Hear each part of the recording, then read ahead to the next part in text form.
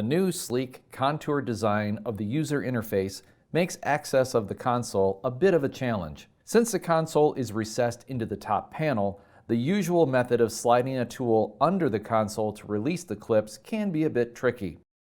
Remove two 1/4 inch hex head mounting screws from the rear of the console. Slide the putty knife down between the console assembly and top panel. Use your free hand to push back on the top of the console while you flex and maneuver the putty knife up and around the screw. Depress the console clip with a putty knife and lift up on the console to separate from the top panel. Tilt the console forward for service.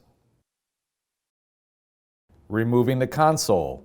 Method B. Tape the lid down. Remove 5 1/4 inch hex head mounting screws from the rear of the console. Remove the harness cover and set aside. Slide the top forward about 1/2 inch. Raise the top about 1/4 inch. Then, while still keeping it lifted, push the top back about 1/4 inch. Tilt the top up on the rear hinges. Depress the console clips to release the console from the top panel.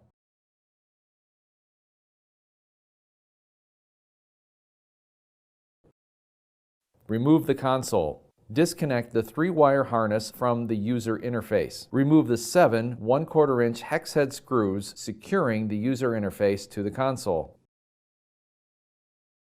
Using a flat blade screwdriver, gently depress the 6 plastic mounting clips to release the user interface from the console. The user interface should be separate and lift away from the console. Reassembly note: when reinstalling the user interface to the console, only hand tighten the 7 hex head screws until snug. Using a power driver will strip the screw holes and stress the capacitive touch user interface.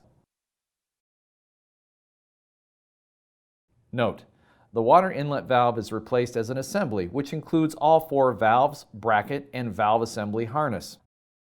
Remove the console. Disconnect the water inlet valve connector J2 from the main control. Using a 1/4 inch nut driver, remove the 2 screws, one on each side, securing the water inlet valve to the top panel of the washer.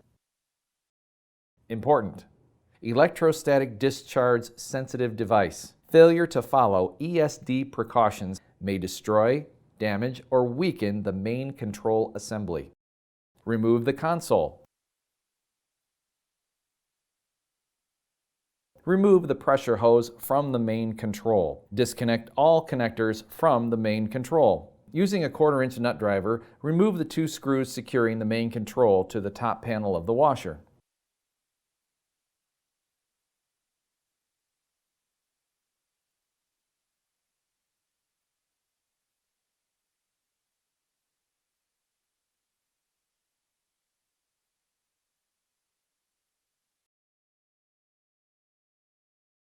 Tape the lid down. Remove 3 1/4 inch hex head mounting screws from the rear of the console. Remove the harness cover and set aside. Slide the top forward about 1/2 inch.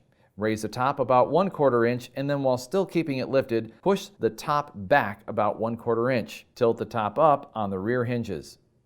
Note: due to the increase in size and depth of the tub ring, the working space between the tub ring and the side panel is very limited. Disconnect the recirculation hose from the tub ring. Locate the tub ring clips. Unclip each clip with a stubby flat blade screwdriver. Lift up on the left rear suspension rod and disconnect it from the rear brace. This will allow more room to access the 2 clips located on both sides of the bleach well. Remove the tub ring from the washer. Removing the impeller. Insert the blade from a small screwdriver into the slot in the impeller cap. Then pry the cap up and remove it. Remove the 7/16 inch hex head bolt from the impeller. Then lift and remove the impeller from the basket. Reassembly note: anytime the impeller bolt is removed, Loctite adhesive, thread locker blue, number 242, or similar adhesive must be reapplied. Otherwise, the bolt will eventually work itself loose, resulting in a second call. Removing the basket. Using a spanner wrench and hammer, tap the wrench with the hammer until it becomes loose. Remove the spanner nut. Lift the basket out of the washer. Reassembly note: when reinstalling the basket, Screw on the spanner nut until it is finger tight. Then, using a mallet or hammer, tighten an additional 3/4 turn. Do not apply Loctite to the spanner nut. Applying Loctite to the spanner nut will make it virtually impossible to remove again. Tape the washer lid closed. Carefully lay the washer on its back panel. Place padding on the floor to protect the surfaces. Remove the sound padding and set aside. Use a 4mm wrench to remove the rotor mounting screw. Rock the rotor back and forth until the rotor has been pulled away from the stator. Unplug the clutch coil and stator connectors. Remove all connectors from the bracket. Use a 7mm socket to remove the 3 clutch coil mounting screws. Allow the clutch coil to hang until the stator is removed. Use a 7mm socket to remove the 3 stator mounting screws. Remove and set aside both the stator and clutch coil assembly.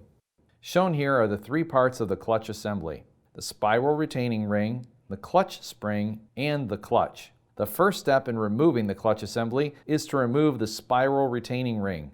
Locate the overlap of the spiral ring and use a small flat blade screwdriver to pry the ring off the shaft. Next, remove the clutch spring and the clutch slider. Removing the drive assembly. Use a 1/4 inch socket to remove the hex head screw securing the ground wire to the drive assembly. Use a 10mm socket to remove the 4 screws securing the drive assembly to the tub. The bottom right screw also secures the connector clip to the drive assembly. The drive assembly can now be pulled away from the tub. If the drive assembly cannot be easily pulled from the tub, it may be necessary to tap the drive assembly from the inside of the tub to loosen the drive from the tub. Reassembly note: when you reinstall the rotor over the stator assembly, do not grip the rotor housing around the rear edge with your fingers. The magnets around the rotor housing are very strong, and they will pull the rotor to the stator coil magnets when the rotor magnets come within their magnetic field. Keep your fingers along the outside of the rotor housing and away from the rear edge when you are installing it on the stator assembly. Reassembly note: anytime the rotor bolt is removed, Loctite adhesive, thread locker blue, number 242 or similar adhesive must be reapplied. Otherwise, the bolt will eventually work itself loose, resulting in a second call. Reassembly note: the 4 drive assembly screws are threaded into the bottom of the plastic tub. Using a power driver to tighten the screws may strip the holes. Tighten only by hand until very snug. Reassembly note: be sure to reinstall the guide anytime it is removed from the drive system.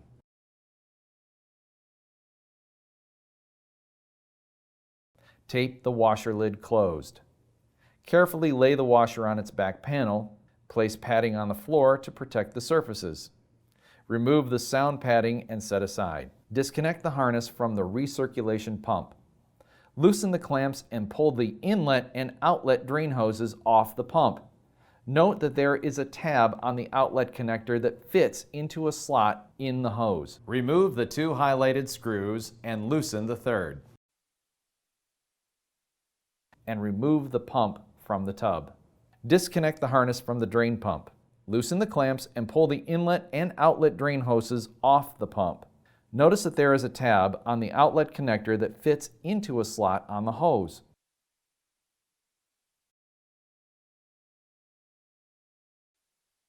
Remove the 2 highlighted screws and loosen the 3rd. Remove the pump from the tub. Remove the console. Disconnect the lid lock connector J6 from the main control. Feed the lid lock harness through the opening in the washer top panel. Perform the procedure to lift the washer top panel. Remove the lid lock harness from the clips on the right side of the top panel. Remove the 2 Phillips screws securing the lid lock assembly to the lid. Lift the lid lock assembly up and away from the lock adapter.